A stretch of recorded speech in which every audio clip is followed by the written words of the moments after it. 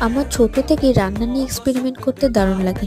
তাই যখনই ফাঁকা সময় পাই চলে যাই রান্নাঘরে কিছু রান্না করার জন্য।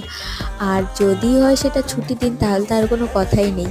নতুন, নতুন আইটেম ট্রাই করতে আর অসুবিধা কোথায়? তো চাউমিন, মোমো তো ডেইলিই খাই। তো ভাবলাম আজ একটু অন্য কিছু ট্রাই করা যাক।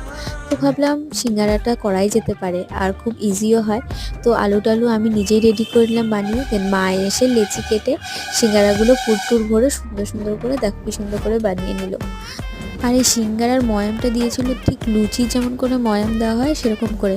আর যেহেতু প্রথমবার বানাচ্ছিলাম তাই ভাবলাম ছোটো ছোটো করে অল্প করেই বানিয়ে দেখি, ভালো হলে নেক্সট টাইম আবার বানাবো।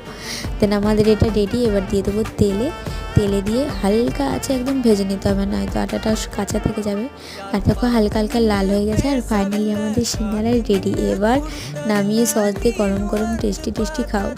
আরে वाह बहुत टेस्टी बनाए डोरेमोन।